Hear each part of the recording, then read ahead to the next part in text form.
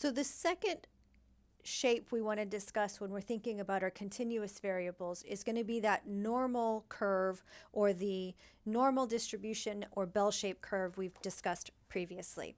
And here you see we've got some properties of this distribution listed underneath this graphic. These properties are not anything new to us. In fact, everything except part 3 or number 3 up there would be what we've discussed previously. So when we have our normal curve here, remember that that normal distribution is always symmetric about the center or the mean. Because the mean, the median, and the mode are all equal to each other, then we have this single peak. Skip to number 4, you'll notice that we're talking about that area under the curve again, and we're stating, as we said previously, that area under the curve is always going to be equal to 1, which supports our empirical rule, and we can apply the empirical rule because we are looking at that normal distribution or normal curve. So the only thing that's really new in this in these properties has to do with part 3 there. And in part 3, you'll notice that it's talking about the curve and inflection points. So in calculus, when we want to talk about an inflection point, we would say that an inflection point is the point along a graph where the curve changes from concave up to concave down. And it's the single point, it's that instant point right there where we change from concave up to concave down. And all this is saying here as this property for number 3 is that this normal curve distribution has that inflection point occurring within 1 standard deviation above and below the mean. So you'll need to know that possibly for a homework question. We don't really use that other than this idea of properties here.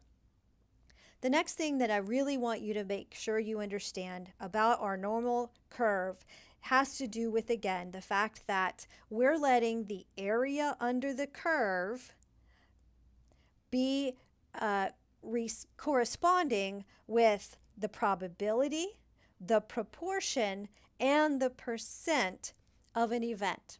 So we've seen already where area and probability were related, that the probability of an event was the area of that segment. And we're going to say the same thing by saying that the proportion of times that that event occurs, as well as the percentage of times that that event occurs. So we have 3 P's here that are all related to area. So let's see how we interpret that down here in this next example. So what I've given you is the area under a curve for the scenario of the length of human pregnancies.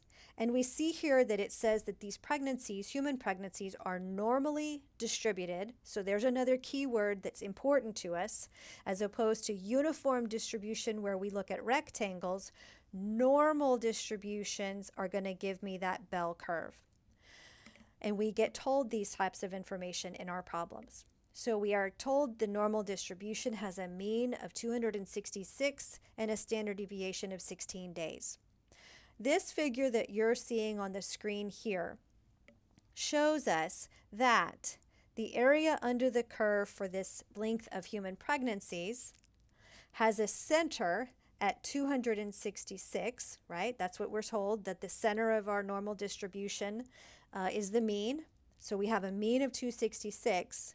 And then the 280 is going to be in reference to the second part of this sentence up here. It says the area to the right of 280 days is 0.1908. So we're not going to only provide 2 interpretations, we're going to look at 3 interpretations of this area.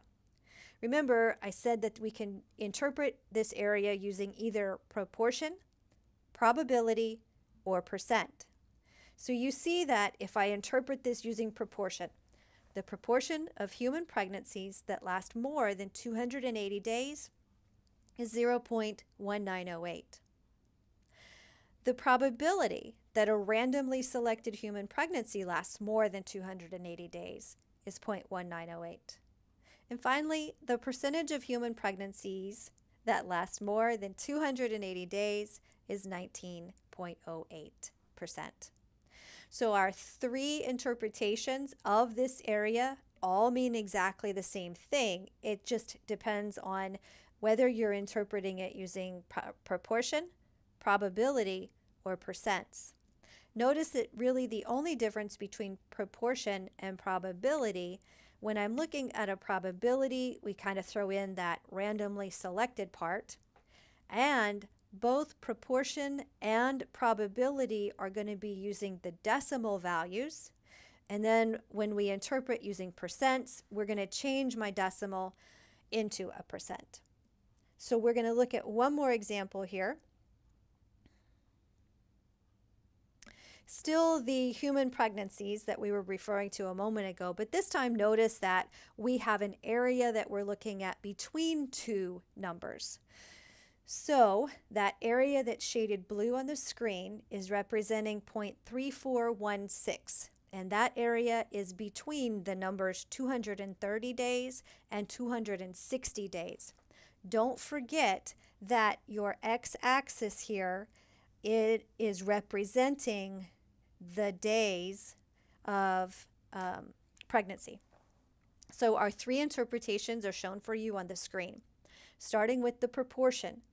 The proportion of human pregnancies that last between 230 and 260 days is 0.3416.